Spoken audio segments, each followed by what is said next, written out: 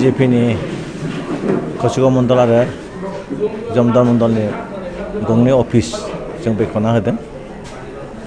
आरो बे अफिसखौ आङो व्यक्तिगत साइडनिफ्राय लुना होदों आरो बेवहाय गोबां जोंनि खार्यकर्ताफोरा सहाय खालामदों आरो गोजौनिफ्रायबो बहुद जोंखौ मरेलि आरो साननाय हनायजों जोंखौ सहाय खालामदों बेनि थाखाय बयखौबो धन्यबाद होयो आरो दिनैहाय बयबो नुबाय जों कचुगाव दहाय 11:30 बेखेवनानै दिनै बेवहाय प्राय 2:00-2:30 जाफैदों अब्लाबो गाजा गोमजायै बे मेलखौ खुंनायजों लोगोसे बे अफिसखौ बेखेवना लानो हाबाय बेनि थाखाय आं बयबो जोंनि जमद मंडलनि जेसेबां जोंनि पार्टिनि खार्यकर्ताफोर आरो बेवहाय नुजाफैदों डिस्ट्रिक्टनि आफादगिरिजों लोगोसे गासिबो अफिस बियारफोर आरो गोबां मण्डलनि प्रेसिडेन्ट सेक्रेटारि नुजाफैदों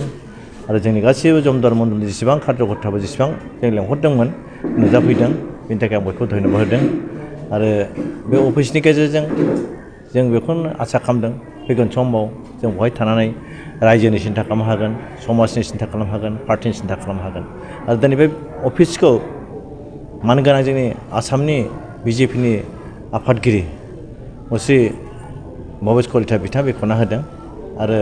जों बिथांखौ धन्यबाद होदों मानोना बिथांनि अननायजोंसो जों दिनै पार्टिसो थांनानै दं पार्टिसो खामानि मावनो हादों ओंखायनो बिथांखौ आं गोसो गोरबोनिफ्राय धन्यबाद होदों बिथांनि राजनितिक जिबना गोलाव जाथों आरो बिथांनि जिउ इसोरा सहाय खालामथों आरो दिनैहाय जों जे जमद मंडल हिसाबै जोंहा अफिस गैयामोन फिसा अफिस भारा लानानै सोलियोमोन गोबां खस्थ' जायोमोन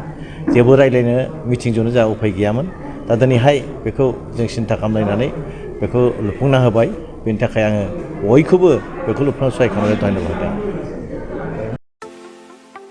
सना रुफा आरो हिरानि जुवेलारि गाननो मोजां मोनग्रा सुबुंफोरनि थाखाय गोजोनथाव खौरां दासान्दि फुजा बोथोरखाय खम बेसेनाव फानगासिनो MSCB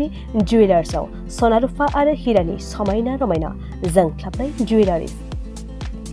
MSCB जुवेलार्सआव मोननो हागोन राजकोट जुवेलारि कास्टिं जुवेलारि कलकाता जुवेलारि मेसिनजों बानायनाय जुवेलारि आरो आखाइजों बानायनाय जुवेलारि लोगोसेनो हाबा हुखायाव गाननो थाखाय सना आरो हिरानि समायना जुवेलारिसफोरखौबो मोननो हागोन MSCB जुवेलार्सआनो दं क'क्राझार सहरजों नांजाबनाय क'क्राझार रेल गेटनि साखाथि वार्ड नं 5 बिबेकानन्द पथआव MSCB जुवेलार्सजों थोंजोङै जगाजग खालामनोबो हागोन